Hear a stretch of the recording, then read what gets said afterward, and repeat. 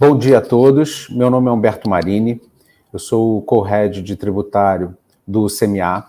É uma grande satisfação recebê-los hoje no nosso primeiro webinar de 2023. Como de costume, no apagar das luzes, em 2022, tivemos algumas mudanças na legislação tributária, dessa vez grandes mudanças, como é o caso da medida provisória 1152, ela foi publicada no dia 29 de dezembro, e mudou substancialmente as regras do preço de transferência, alinhando com o padrão recomendado pela OCDE. Nós vemos com bons olhos esse alinhamento com as orientações da OCDE, que era muito aguardado pelas empresas, pelos contribuintes, mas essas alterações, que são muitas e complexas, obviamente elas trazem grandes expectativas. A gente vai abordar aqui alguns aspectos dela, a gente não pretende esgotar cada detalhe dela, até porque depende de regulamentação, tem disposições específicas sobre serviços intangíveis, commodities e cost sharing, e, ao que parece, a gente vai ter uma relação mais colaborativa entre o fisco e os contribuintes, que, enfim, até com um processo de consulta específico, que também é visto com bons olhos. Sem mais delongas, eu vou passar a palavra para o meu sócio, co-head do tributário do CMA e também co-head da América Latina em tributário, Alex Jorge. Bom dia, Alex. Humberto, bom dia, obrigado, bom dia a todos, a todas. De fato é uma alegria estarmos nesse primeiro webinar aqui de 2023. Como o Humberto bem colocou, já de costume, né, no final de 2022, algumas medidas tributárias, dentre elas essa nova regra de preço de transferência, alinhando o Brasil ao padrão da OCDE. O tema que será tratado aqui é de grande importância para as empresas, visto que desde a edição da 9.430, em 96, as empresas aguardam, né, uma modernização das nossas regras de preço de transferência. Eu me lembro quando eu comecei minha carreira, isso já faz tempo, tá, pessoal? E eu participei dos grupos de estudo da Fiesp e da Receita Federal, que culminou com a edição da Lei 9.430, e naquela época a Receita indicava que o modelo adotado, inspirado no Arm's Length, ele visava trazer uma previsibilidade mais fácil para os contribuintes, evitar o litígio fiscal, e com o passar do tempo as regras seriam atualizadas. A gente percebe que o Brasil, até então, era um dos poucos países, vamos dizer, do mundo moderno, capitalista, que tinha uma regra que não se adequava ao padrão internacional, até olhando os nossos vizinhos aqui, Argentina, Chile, Colômbia, todos já possuem essas regras há longo tempo, mas, de fato, é uma legislação que traz diversas implicações para as empresas, e o que a gente gostaria nesse webinar, a proposta é trazermos aqui os principais conceitos e também detalhar um pouco mais o que significa o padrão Arm's Length no mundo da OCDE, as consequências para as empresas e como elas podem se preparar. Então, nós teremos aqui, na sequência, a participação do Vitor Campbell, que é o nosso sócio tributário, fica em São Paulo, e da nossa associada sênior, Laura Kurt, que fica no Rio, que vão trazer aqui um overview das novas regras. Depois a Cristiane Drummond vai entrar nesse detalhe do Arm's Length Principle, a nossa associada sênior em São Paulo. E teremos também um painel contando com a participação de dois convidados, a Cláudia Link, da Statkraft, ela é Head de Taxes da Statkraft Brasil, uma empresa de energia renovável, e o Eugênio Deliberato, que é o Tax Director da Owens Illinois, carinhosamente chamamos de OI, a indústria no setor de vidros e garrafas de vidro. Se você já tomou cerveja, certamente você já adquiriu um produto da OI nas suas mãos. Então, eu vou passar para o Vitor e a Laura darem sequência aqui, agradecendo novamente pela sua participação. Obrigada, Alex. Carol, se eu puder projetar.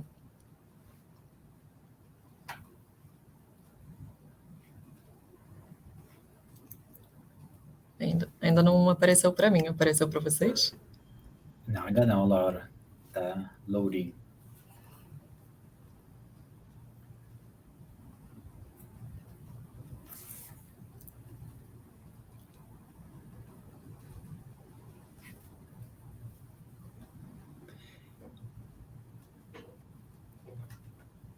Bem, acho que pode começar. A Carol falou que apareceu para eles. Eu vou até projetar aqui para mim, para eu lembrar. Bem, primeiro, boa tarde a todos e todas. Eu não estou conseguindo ver o slide, mas eu me recordo mais ou menos aqui que a gente colocou. Pode, então, passar para o primeiro slide, Carol.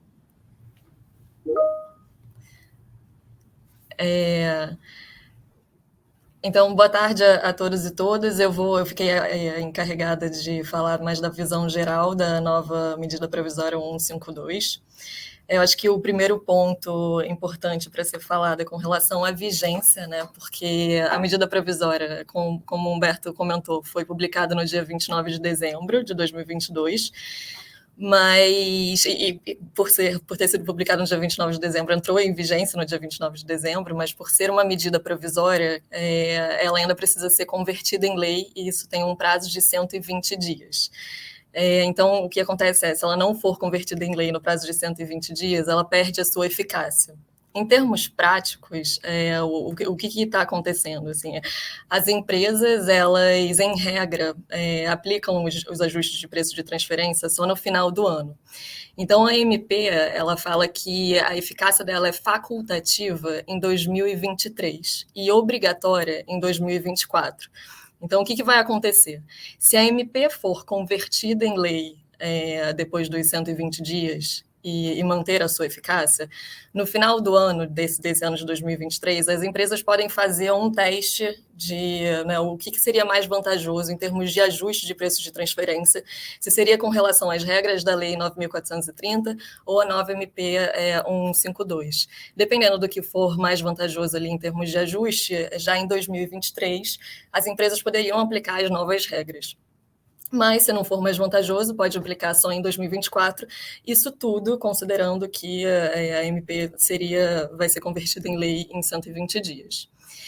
Em termos de comparação assim, das regras da 9.430 e das regras da MP 152, eu tentei colocar aqui em dois quadros as principais divergências em termos bem abrangentes, né, amplos. Na 9.430, os métodos já eram, de certa forma, inspirados na OCDE, só que com contornos únicos ali da legislação brasileira, porque trazia cálculos ali mais objetivos e principalmente baseados em margens fixas, que é algo que você não vê nas diretrizes da OCDE. Na nossa regra atual, o sistema privilegia mais a praticabilidade, a simplicidade, e por ser mais simples, ele acaba sendo mais limitado também, porque ele acaba se adequando mais para bens tangíveis e acaba não aplicando muito para bens intangíveis. Tem algumas limitações, exceções que vão ser até comentadas aqui nesse webinar. Por outro lado, as regras da MP 152, elas já são mais alinhadas às diretrizes da OCDE por ser baseados no princípio arm's length. E aí, não trazem mais as regras com base em margens fixas e são mais baseados, os métodos são mais baseados em transações comparáveis.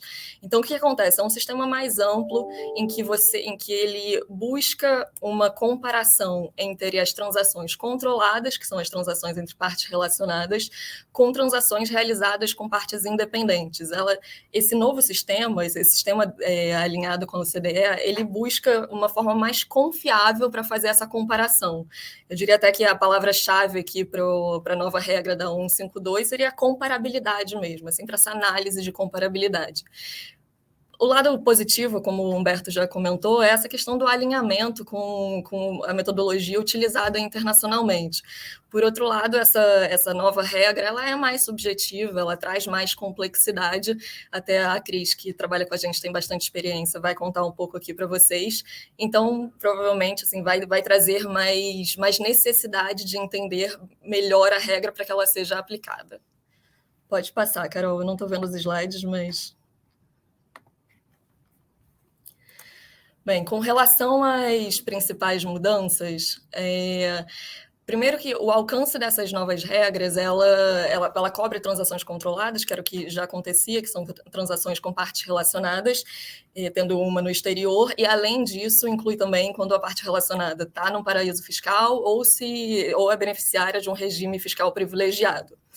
O que veio de inovação aqui é até esse conceito de partes relacionadas. Na Lei 9.430, o termo utilizado era até pessoa vinculada, agora parte relacionada, e na regra anterior trazia assim, uma lista mais objetiva do conceito de pessoa vinculada, agora parte relacionada, com aspectos mais ali de conexão societária, né? Controlada, controlador, coligadas. Hoje, na regra da MP 152, você continua tendo uma lista com esses critérios societários, mas além disso, o artigo que dispõe sobre o que significa partes relacionadas também traz um conceito mais amplo no caput e alcança também partes que tenham influência direta ou indireta, que seja capaz de impactar nos termos de condições dessa transação. Então, ele é mais amplo e ele acaba pegando mais outras transações que hoje não são cobertas pela Lei 9.430. Com relação à aplicação, então, uma vez determinado o que são transações controladas e as partes relacionadas em uma transação, como é feita a aplicação do princípio arm's length. Eu coloquei de forma bem resumida aqui num quadro à esquerda, aqui no final. Deve ser feito um delineamento da transação, depois vai ser feita uma análise de comparabilidade, a seleção do método mais apropriado, depois a seleção da parte testada e, então, a aplicação dos ajustes. O que tem de inovação aqui, além de toda essa análise de delineamento e comparabilidade que vai ser comentado ainda mais à frente? Essa questão da seleção do método mais apropriado, né? Dentre os métodos que foram disponíveis, que estão disponibilizados na MP 152, o método mais apropriado vai ser aquele que forneça a determinação mais confiável, ou seja, aquele em que o contribuinte tenha mais informações, mais meios, dados para conseguir fazer a comparação da transação controlada com a transação entre partes independentes. Hoje em dia, com a MP, o contribuinte não vai ter mais a liberdade de escolha do método que seja mais benéfico para ele, né? Não vai poder aplicar o método que traga um impacto tributário menor. Na verdade, agora tem que ser sempre o método mais apropriado, ou seja, aquele mais fácil, mais confiável de ser aplicado. E aí, nesse contexto, também veio aqui a criação da seleção da parte testada. Na 9.430, a parte testada é sempre a empresa brasileira, mas já agora na MP, a parte testada pode ser a empresa brasileira ou a empresa estrangeira. E isso vai depender se a empresa estrangeira for a parte testada, se ela tiver mais informações confiáveis para que seja aplicado o método. Então, o método mais apropriado e a parte testada sempre vai depender da quantidade de informações confiáveis e hábeis para serem utilizadas para a aplicação do método. E aí, no slide seguinte, eu falo aqui de forma bem ampla quais são os métodos trazidos na MP 152. São principalmente 5 métodos. Os 3 primeiros já são, de certa forma, pelo menos o nome ali, conhecido pela Lei 9.430, mas adaptados para um princípio arm's length, né? A gente estava acostumado a ver na 9.430 definições de médias aritméticas com aplicação de margens fixas, e agora, se vocês verem aqui, a primeira palavra que define todos os métodos é comparação, porque é sempre a comparação da transação controlada com a transação independente. No primeiro método, o preço independente comparável, ele considera preços e condições praticadas entre mercadorias semelhantes. Até a própria MP 152 fala que esse método é mais apropriado para commodities, porque esse tipo de informação você tem com mais facilidade para esse tipo de mercadoria. Com relação ao PRL e o MCL, ele também, assim, não traz mais margens fixas e faz essa comparação de margens brutas em transações que de fato ocorrem da transação controlada com transações entre partes independentes. Já os outros dois seguintes, margem líquida de transações, chamado lá fora de TNMM, e o divisão de lucros, são métodos novos que vêm das diretrizes do OCDE, que a gente ainda não tinha conhecimento aqui pela Lei 9.430. E além desses 5 métodos, a legislação ainda permite que, caso o contribuinte tenha um método alternativo que seja mais apropriado e que tenha mais informações disponíveis para fazer essa comparação entre a transação controlada e a transação com partes não relacionadas, o contribuinte ainda pode vir com outro método, mas isso teria que ter uma comprovação de que teria mais informações para que esse outro método fosse aplicado. De qualquer forma, a Receita Federal precisa ainda disciplinar como são aplicados esses métodos, isso está expresso na MP, então a gente ainda tem que aguardar um pouco como é que vai vir essa nova regulamentação.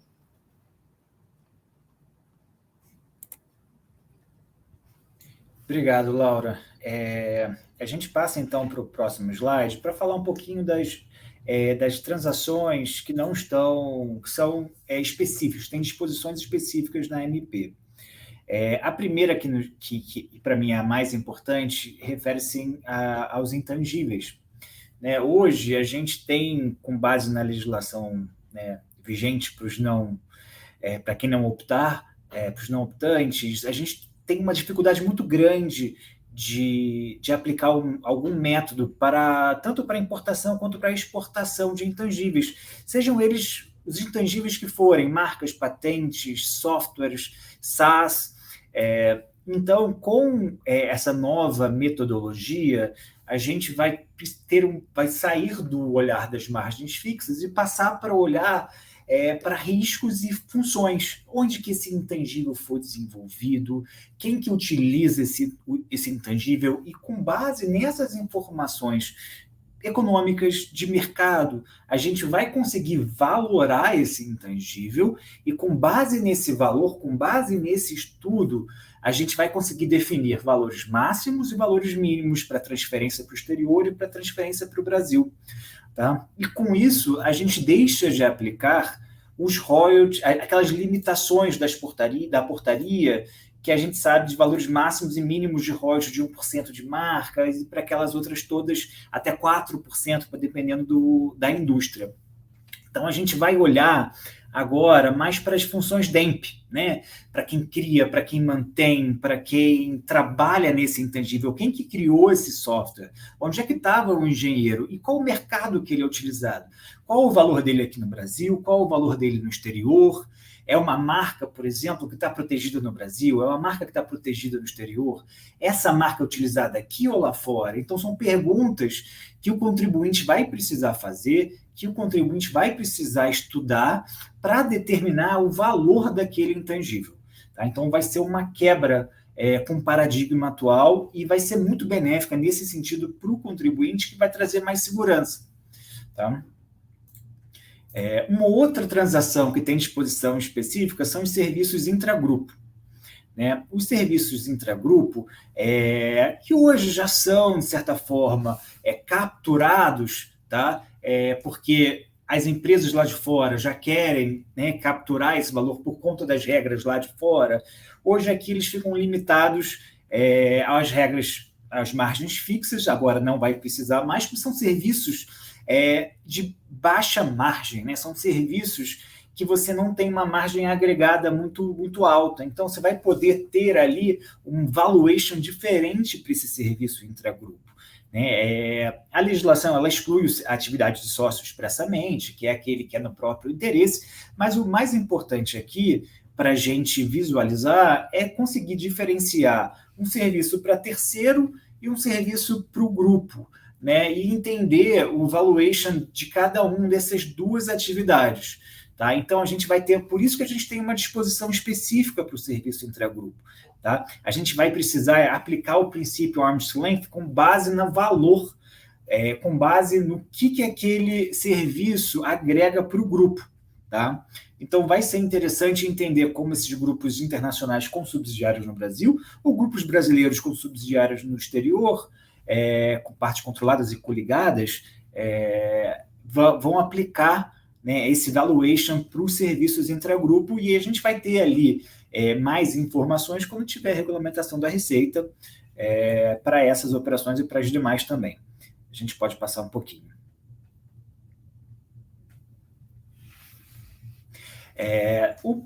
O que a gente tem aqui de operações, de outras disposições específicas? O contrato de compartilhamento de custos. Eu até vi que já tem gente levantando a mão e perguntando se esse é o nosso cost sharing. E não é, na essência, o nosso cost sharing. Esse contrato de compartilhamento de custos, ele faz referência ao que a prática internacional chama de Cost Contribution Agreement. E na prática, os esforços empenhados pelas diversas unidades, pelas diversas empresas espalhadas pelo globo, de um grupo, para a construção de um ativo, para a aquisição e desenvolvimento de um produto, de um serviço, de um ativo intangível. E aí, essas empresas, com base num rateio, com base no compartilhamento de riscos e funções e investimentos, vão poder deter parte daquela propriedade.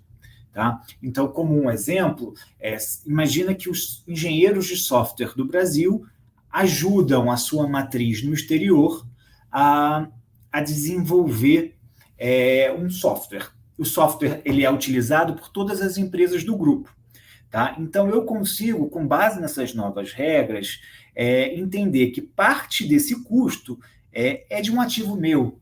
Tá? Eu estou utilizando eu estou compartilhando os meus ativos e eu posso ali ativar parte daquele ativo. Então, com base na regulamentação que vai vir da Receita Federal, a gente vai ter ali uma nova disposição de compartilhamento de custo. O nosso cost sharing tradicional, a gente vai olhar para os serviços intragrupo, e um ponto que eu queria levantar é justamente nesse tocante específico, que a AMB não trata da retenção na fonte, por exemplo. Ela não inovou nesse sentido. Tá? Então, a gente tem que fazer referência à legislação anterior. Tá? Então, a gente vai olhar os tratados, nós vamos olhar o RIR, tá? A gente vai precisar olhar o que tem sido, o que está vigente hoje. Tá? Por fim, eu tenho mais duas operações aqui para falar rapidamente. A primeira é a reestruturação de negócios. Reestruturação de negócios, eu acho que o objetivo da lei foi olhar para aquela mudança de operação, a mudança do negócio no chão, o negócio como operação. Então, vamos dizer que eu tenho um distribuidor que faz e conduz por conta própria de risco as operações de distribuição e venda de produtos no Brasil. Tá? Esse distribuidor ele precisa ter uma margem de lucro maior, porque ele tem um risco maior na sua operação. Enquanto que um operador que ele simplesmente importa e distribui já para um comprador garantido, negociado pelo exterior, sem o risco de insolvência, sem o risco de inadimplência, sem o risco de procurar o mercado, ele tem um risco muito menor, então ele merece uma margem de lucro menor. Tá? Então, na hora que eu tiver a reestruturação de negócios, eu vou precisar ali alocar e realocar as margens de lucro previamente negociadas. Tá? Então, acho que era esse o objetivo da MP, isso que a gente vai ver na regulamentação. Em operações financeiras, espera-se que a gente tenha uma mudança, né, dessas margens, dessas regras fixas e engessadas que a gente tem hoje, olhando para os títulos de renda, dos títulos do Brasil, títulos soberanos, olhando para as margens aplicadas, né, nos mercados de balcão, para uma análise mais de prazo, olhando ali para a natureza da dívida, alguma coisa um pouco que a gente consiga aplicar com mais certeza de que a gente está olhando uma operação comparável, né?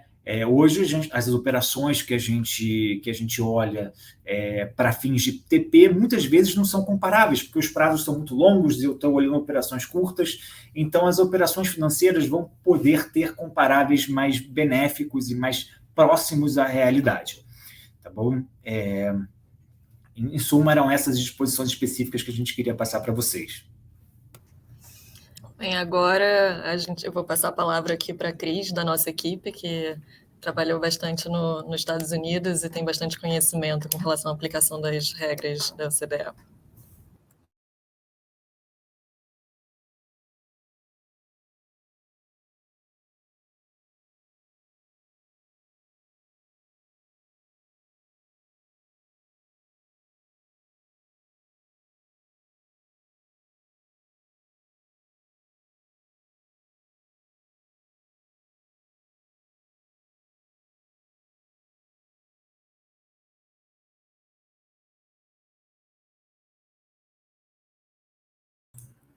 Desculpa, gente, eu estava sem som.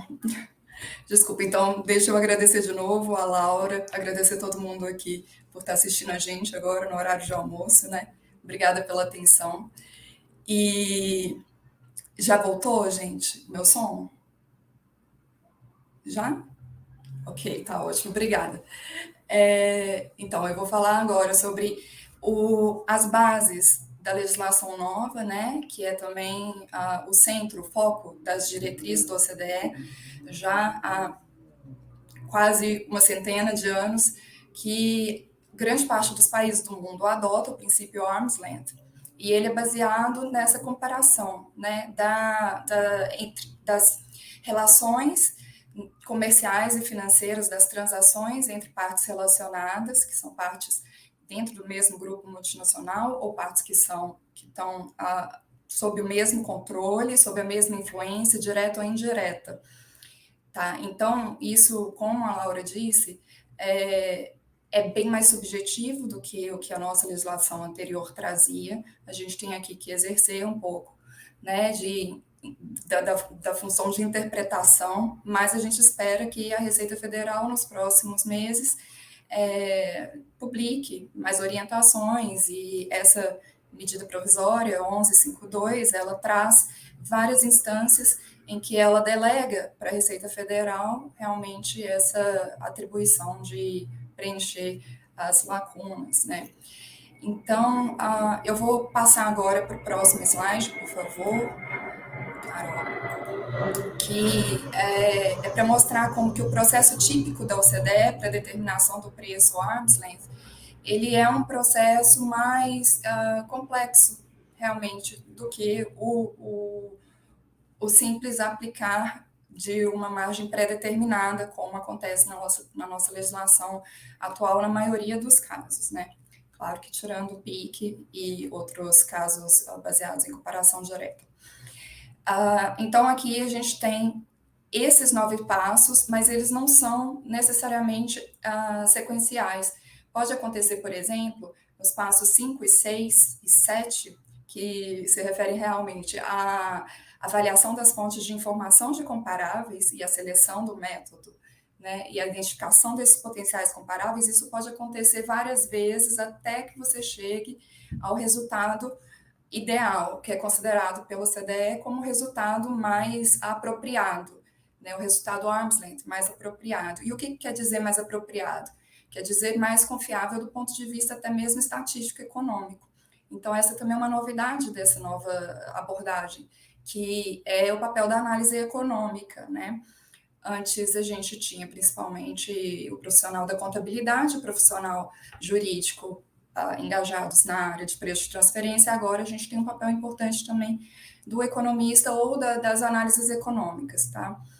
Eu não vou passar passo a passo aqui, depois a gente pode, para quem quiser deixar esse slide. Acho que em benefício do tempo é melhor eu passar para o próximo slide, tá? Por favor, Carol. Que é justamente sobre como determinar esse preço ao arm's length. Primeiro, temos que fazer esse delineamento preciso da transação, que é baseado nos mesmos fatores da análise de comparabilidade. O que é o delineamento preciso da transação? É você conseguir rastrear todas as suas operações, né, e transações sujeitas a controle de preço de transferência, e determinar dentro delas quais são as características principais em termos de contrato. Então vai ser importante você ver os termos contratuais, funções, a divisão de responsabilidade, desculpa, o território, a duração, termos dos pagamentos, se existe garantia ou não, mas é muito importante aqui frisar o ponto de que o contrato ele serve como um indicador do formato da sua transação, mas ele tem que ser compatível com a conduta das partes, a real conduta das partes. Isso é a substância sobre a forma. Também há aqui um pouco de esforço em perceber, né, em buscar saber quais são realmente as transações feitas, mesmo que elas não estejam previstas em contrato. Então, na análise funcional, que é extremamente importante agora e que era ausente na última legislação, a gente tem que saber das atividades performadas, né?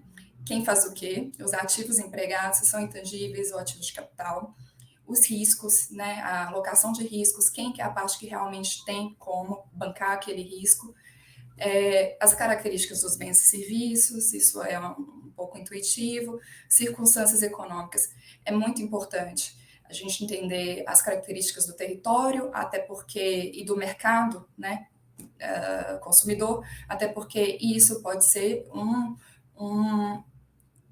uma questão na hora de fazer o ajuste de comparabilidade, caso a gente use uma base de dados que tenha comparáveis de outros países, e não necessariamente comparáveis do nosso mercado consumidor, né, daqui do Brasil. E estratégias de negócios. Aí, depois desse primeiro passo, que, assim, significa 80% do esforço na determinação do preço arm's length, a gente vai para a determinação do método, né, o método mais apropriado. Existe uma hierarquia. Ela não é uma hierarquia expressa, mas ela é implícita. Primeiro, você tem que utilizar o método, você tem que provar que o método PIC não é utilizado, não é utilizável no caso. Se ele for, ele é o método preferido, porque ele é o mais confiável. Aí depois dele, você pode usar os outros 4 métodos que a Laura também descreveu, né, que são previstos na legislação nova, e só se esses outros 4 métodos não forem aplicáveis é que você vai poder utilizar um método alternativo, né, que é conhecido como outros métodos aqui. Aí, a partir do momento que você escolhe, determina o seu método, aí que vem a determinação do preço ao arm's length. Você vai selecionar sua base de dados comercial, existem várias no mercado, aqui eu citei algumas são de dados comerciais, de dados financeiros de empresas, né? Privados, dados privados, de empresas privadas, e outros são de empresas públicas. É sempre preferível usar comparáveis com dados públicos. Tem que se definir o critério de pesquisa, esse critério é extremamente importante para fazer uma pré-seleção de comparáveis eficiente, tá? Porque depois você tem que entrar em cada um deles e determinar as razões para rejeitar cada um dos comparáveis, com o argumento de que não são compatíveis do ponto de vista ou das funções ou dos ativos, enfim. Existem vários critérios para rejeição de comparáveis. Quando você seleciona os seus comparáveis, os seus potenciais comparáveis finais, aí você tem que fazer um esforço extra ainda de pesquisar, por exemplo, nos relatórios financeiros dessas empresas, coisas e dados que não estariam disponíveis nas bases de dados e que poderiam também afetar a comparabilidade, né? E aí, no final, você faz as análises estatísticas. Por exemplo, no método mais aplicado no mundo todo, que é o TNMM, que nos Estados Unidos é o CPM, e no Brasil é o método da margem líquida, né? Você tem que escolher um indicador financeiro. Esse indicador financeiro também tem que ser escolhido como o mais apropriado para aquele tipo de situação, e ele também tem que ser sujeito a um intervalo estatístico, caso não haja total comparabilidade, tá? E agora, gente, eu acho que já fechando, né, esse ponto, eu volto com a palavra para o Alex, que é o nosso sócio líder da área, e eu agradeço a vocês, fico à disposição para as dúvidas. Obrigada. Obrigado, Cris. A gente vai agora chamar o Eugênio e a Cláudia aqui para a gente ter um bate-papo e obter as impressões e perspectivas deles com relação a essa nova legislação. Eu queria começar, primeiro, Eugênio, quais são as suas impressões iniciais dessa legislação? Você vê como positivo, como negativo? Quais são as suas perspectivas aqui? Oi, Alex. Oi, Cláudia. Boa tarde a todos, a toda a audiência. Obrigado pelo convite, Alex, o convite do escritório na sua pessoa. Parabéns pelas apresentações anteriores, foram excelentes.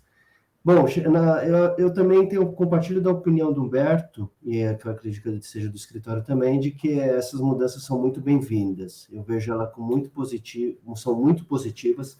Elas trazem algo que o setor privado brasileiro já buscava há muito tempo, como vocês bem colocaram anteriormente. O Brasil era um dos poucos, se não o único país que ainda adotava margens fixas. Lá, se nós olharmos na raiz da 9430, ela tinha o arm's length. Apesar do Brasil ter margens fixas, ela tinha o arm's length. O princípio sempre esteve por trás. É que no momento que nós adotamos, a 9430 foi baseada no guideline da OCDE, acredito, de 1977. Era um outro cenário, que na época que nós adotamos a 9430 já era outro cenário. Então, eu acredito nesse cenário de trazer mais competitividade para o Brasil, inserir as empresas brasileiras, as subsidiárias de empresas estrangeiras no Brasil, essas mudanças são muito bem-vindas. Obrigado, Eugênio. Cláudia, e a sua perspectiva? Boa tarde, pessoal. Obrigada, Alex. Muito satisfeita com o convite e muito satisfeita também com as apresentações anteriores. Eu vejo também a promulgação dessa legislação como muito benéfica. Entretanto, eu acabo me perguntando aqui como que isso vai funcionar dentro da Receita Federal, porque o que acontece? A gente tem, até então, dentro do Brasil, uma proteção demasiada da base de cálculo tributável, através de medidas que muitas vezes dificultavam a dedutibilidade de valores pagos a títulos de royalties, civis, etc. E essa legislação hoje, ela vem no sentido de corrigir esse ponto.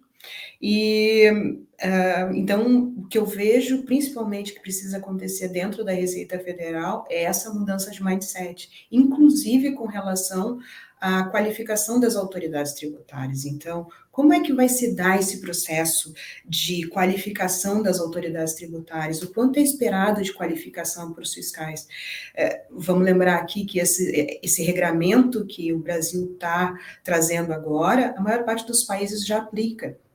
E aí, nesse sentido, tem extensa experiência no regramento. Então, como é que isso vai se dar dentro da Receita Federal? Porque pode gerar um descompasso entre fiscalização e empresas multinacionais que já operam com esse processo vinculado aos guidelines da OCDE. Então, eu acredito que a gente precise ainda desse pronunciamento da Receita, que me deixa um pouco temerária aí, mas vamos pensar positivo, acho que vai vir para o bem.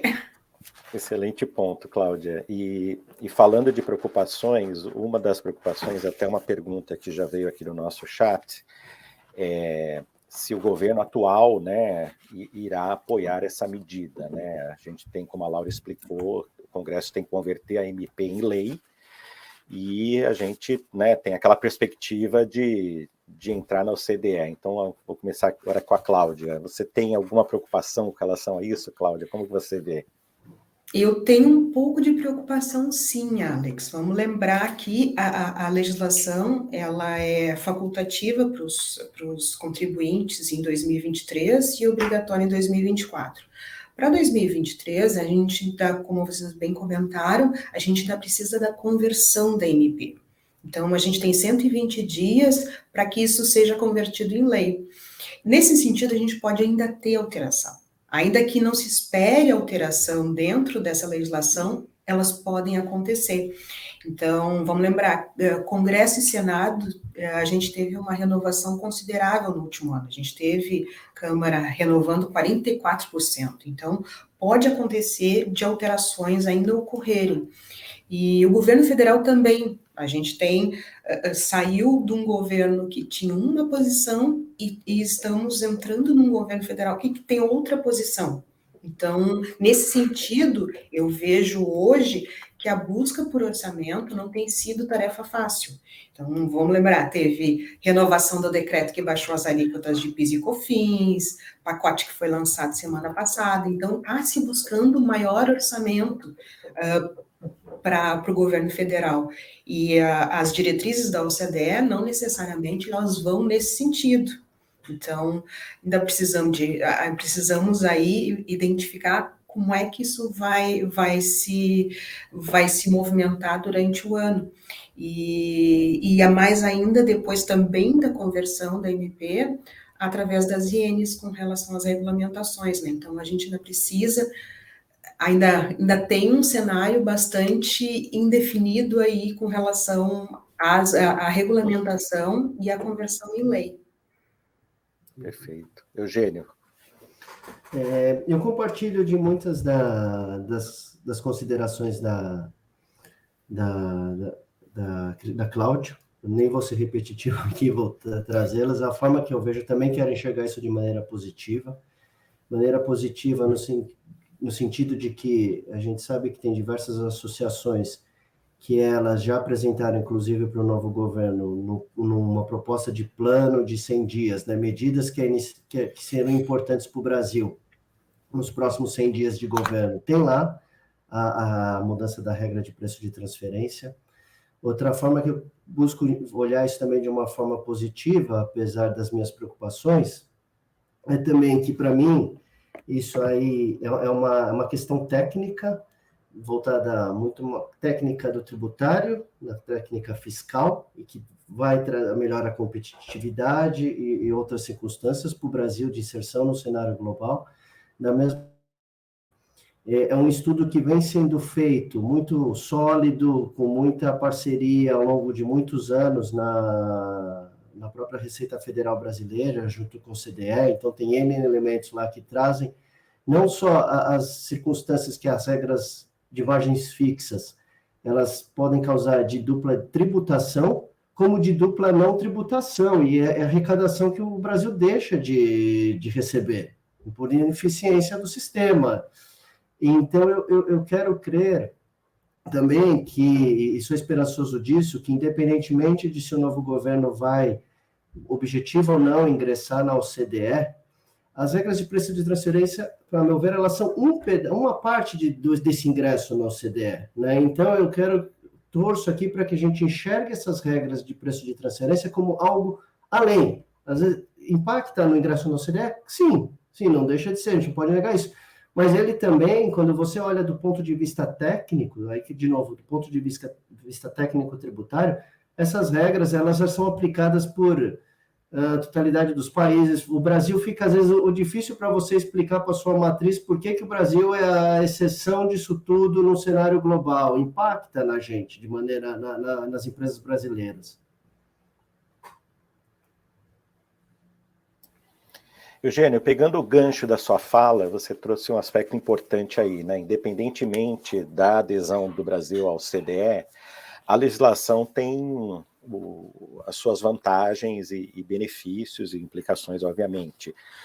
Quando a MP saiu, na justificativa, foi dito que a urgência da MP é porque a gente precisava também endereçar uma questão importante, e aí quero endereçar essa pergunta a você, que trabalha numa empresa que tem investimento dos Estados Unidos, que é a restrição do Foreign Tax Credit, né, do pago no Brasil pelas empresas nos Estados Unidos, em razão da não adequação do Brasil às regras internacionais, né, que o americano chama lá de Attribution Requirements para a realização da base tributária. E também aumento de arrecadação, foi um dos fatores também que foi colocado nessa MP. Com relação a essa questão do Foreign Tax Credit, você acha que esse deveria ser, então, o viés que talvez o Congresso e o governo devessem focar? Eu diria que é esse, mas não só esse, viu, Alex? Eu acho que é um pouco da minha fala anterior. O que eu queria dizer é que eu vejo isso, a migração das regras de preço de transferência, como algo que tem que ser visto como algo, uma propositura, não sei se de governo é a palavra certa, ou de Estado, mas é algo que, independentemente de OCDE ou não, é algo que é necessário para o país. E se você discutir com as pessoas técnicas na área tributária, vão justificar isso. Nós temos esse estudo sólido que foi feito ao longo de anos, né, pela própria Receita Federal, juntamente com a OCDE, juntamente com a Receita Federal britânica. Então, muito sólido, junto com as empresas, com os setores privados, com o setor privado, com o setor público. Então, vários entes vários stakeholders participaram na formação nessa discussão. É algo que vem sendo discutido há muito tempo. E na própria forma antes da propositura da MP, essas regras, a ideia de trazer um modelo de margens flexíveis, como é o da OCDE, também foi discutido amplamente em associações de classe, pela própria Receita Federal, que foi um avanço muito significativo nessa transparência e esse diálogo que houve entre Receita Federal e os contribuintes. Especificamente na parte das regras americanas, sim, isso aí contribui muito para a inserção das subsidiárias brasileiras de empresas norte-americanas, porque a gente já do ano passado, se não me engano, ou no final do ano retrasado, o Departamento do Tesouro dos Estados Unidos restringiu a obtenção do crédito do imposto de renda retido na fonte no Brasil. Então, isso acaba impactando nas nossas matrizes, porque aquele imposto de renda que é retido no Brasil em N operações, por exemplo, no pagamento de royalties, esse valor deixa de ser compensado no imposto de renda norte-americano. Muito embora o Brasil e os Estados Unidos não tenham um acordo de bitributação, a gente sabe que os dois países acabam aplicando uma regra de reciprocidade. Então, essa reciprocidade, hoje em dia, não está ali, né? Não está sendo aplicada 100%, não tem esse equilíbrio. E o que acontece? O principal driver desse não recuperação do crédito nos Estados Unidos é que, na visão dos Estados Unidos, aqueles países que não observem as regras arm's length, então não estariam de acordo, não seria possível creditamento nos Estados Unidos. Então, é uma importância, sim, principalmente para as empresas americanas com operação no Brasil. E falando de royalty, eu imagino que royalty seja sempre o ponto, vamos dizer, complexo e de grandes explicações pelos departamentos tributários das empresas. Cláudia, como que você vê essa questão hoje e se você acha que as novas regras podem facilitar os contratos de royalties com a matriz ou outras empresas do grupo? Obrigada, Alex. Eu entendo que o novo regramento ele tende a ser muito benéfico, porque no formato que a gente tinha anteriormente, a legislação brasileira privilegiava demasiadamente a manutenção da base de cálculo tributável no Brasil. Então, acabava gerando distorções entre as empresas, uma vez que implicava em percentuais fixos, sem levar em consideração os pormenores das empresas, o formato, a rentabilidade de negócio, etc. Então, poderia gerar uma situação em que ocorria uma falta de pagamento de imposto ou algumas situações em que se tinha uma dedutibilidade menor. Então, o que eu vejo como reflexo disso dentro da economia do país? Então, o não pagamento dos valores ou o não investimento das empresas multinacionais em função da não dedutibilidade, gerava um desincentivo por parte das multinacionais à indústria local. Então, sem dedutibilidade, os investimentos são menores, a indústria não cresce o tanto que poderia crescer. E, aliado a isso, porque aí tem a não qualificação da mão de obra, o outro ponto importante que eu vejo com relação a isso é que desincentivando a indústria local, o Brasil não se qualifica tão bem quanto outras economias. Assim, o que a gente vê? Vê que a nova legislação propicia ao Brasil a possibilidade de estar alocado dentro das cadeias de alto valor agregado, em função de que, no Brasil, é notório que a gente importa insumos para satisfazer a economia local, enquanto outros países importam insumos e exportam aquele produto manufaturado, ou seja, a balança comercial fica muito melhor dentro dos países que estão inseridos nessa cadeia de alto valor agregado. Então, eu entendo que a legislação com relação a royalties, ela é extremamente positiva e extremamente benéfica. Eugênio, você concorda com isso? A gente já vivenciou, né, Eugênio, contratos no NPI, registros, é uma burocracia, né?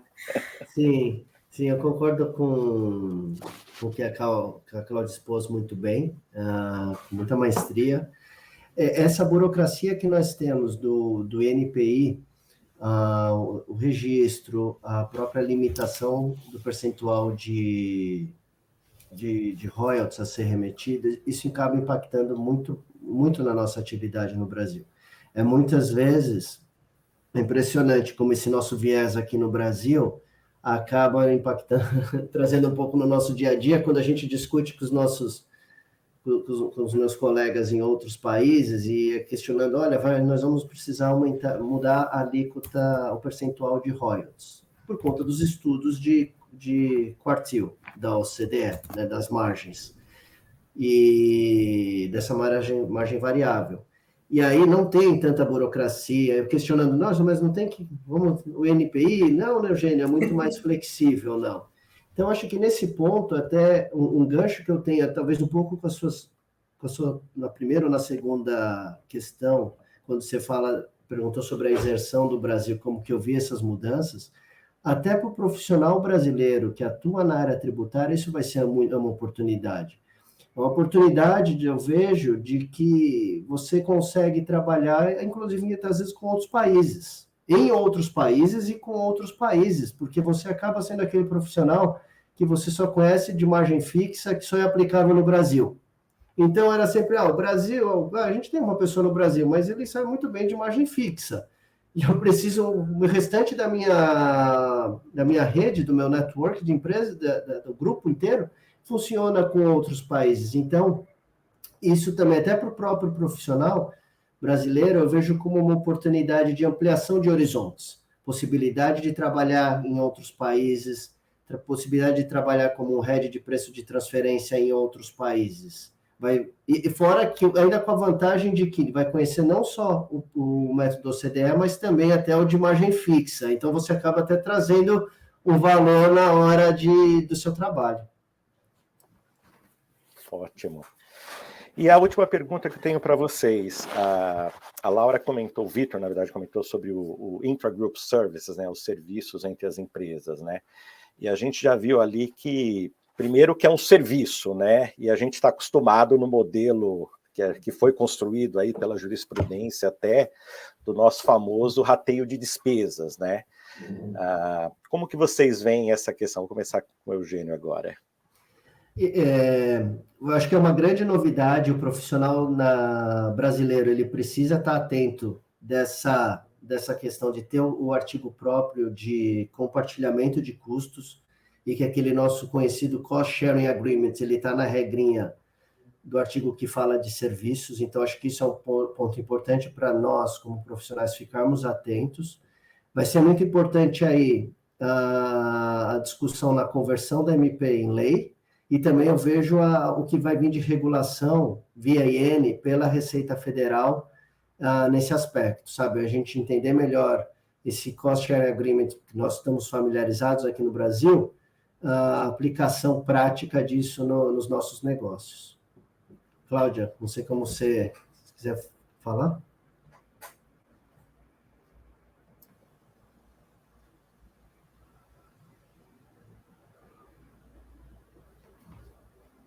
Perdão, estava no mudo.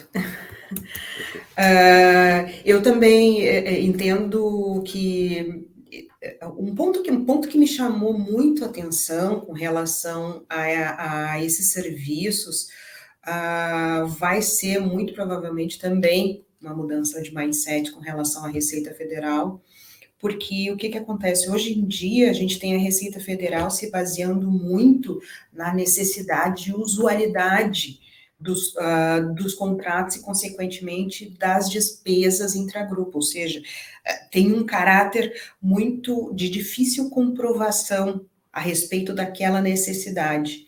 Com a nova legislação, a gente consegue identificar um abrandamento do conceito, ou seja, dentro da legislação se vê que o legislador expôs que vão ser serviços e que poderiam gerar uma expectativa razoável de valor econômico ou comercial.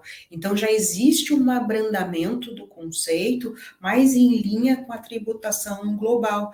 Além disso, também, dentro dessa legislação, a gente pode também identificar um critério indireto de rateio. Ou seja, Receita Federal aqui teria que se movimentar numa mudança de mindset, teria que se colocar numa mudança de mindset para rever a forma como ela tem entendido os serviços intragrupo que são prestados muitas vezes pelas matrizes para as empresas do Brasil. Então, eu vejo um ponto aqui que talvez a gente tenha seja muito benéfico a nova legislação. Cláudia, acho que você usou uma palavra importante aqui, que pode resumir o nosso webinar, é a mudança do mindset, né?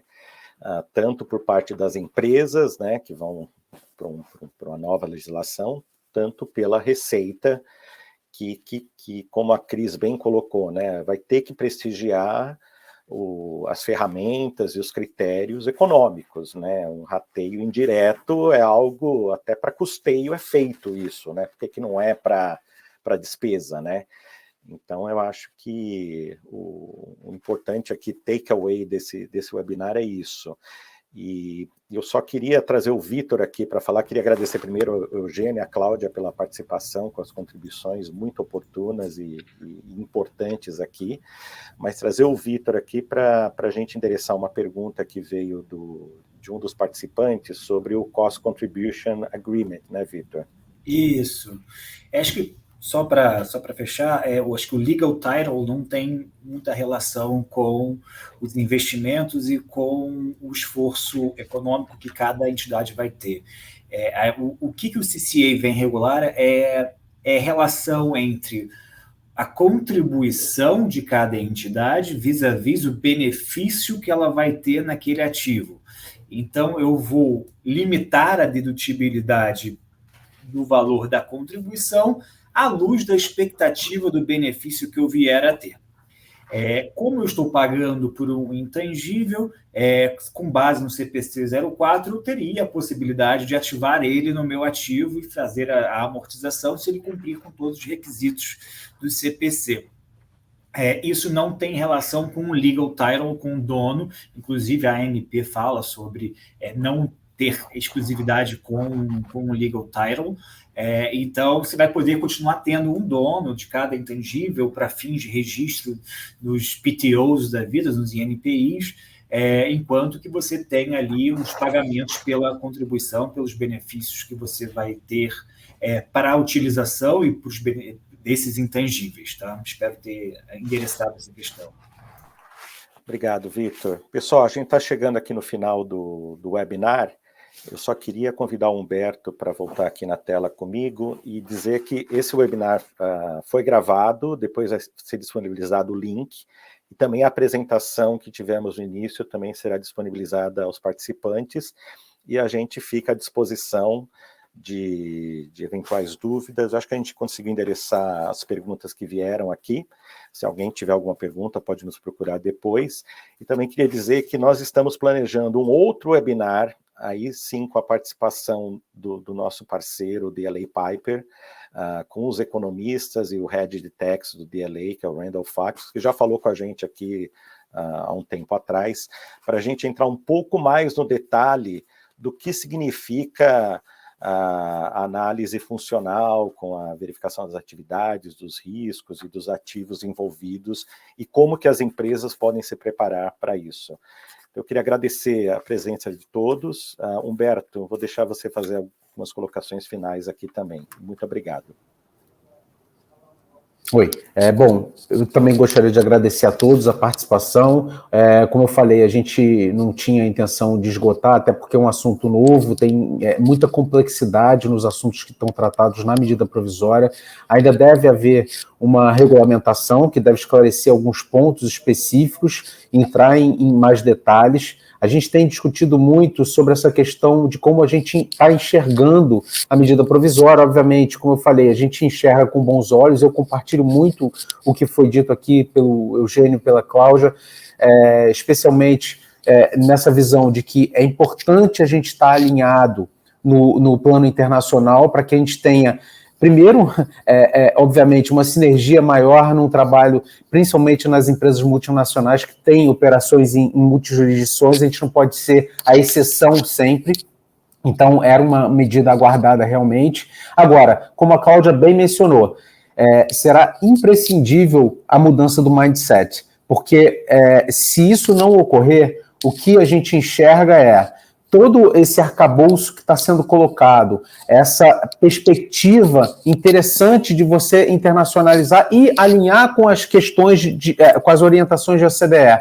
Isso só vai gerar mais litigiosidade, porque, na verdade, antes você tinha uma escolha do método, agora você tem que utilizar um método mais apropriado, chamado mais apropriado, que ele deve ser entendido como aquele onde você tem determinação mais confiável, ou seja, provas para você construir aquilo.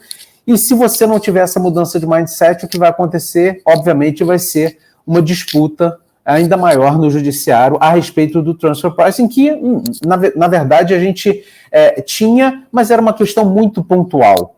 Em juízo, você discutiu uma questão muito pontual. Se não era uma ilegalidade, era uma questão pontual, porque era uma opção do contribuinte escolher o método. Então, queria agradecer novamente. Eu acho que a gente vai ter oportunidade de fazer outros webinars, como o Alex bem mencionou, um específico com o nosso parceiro DLA, e eu acho que ao longo desse tempo, onde forem vindo regulamentações, a gente vai poder entrar em detalhes maiores que vão ser úteis a todos. Então, novamente, agradeço a todos e até uma próxima oportunidade. Obrigado, pessoal.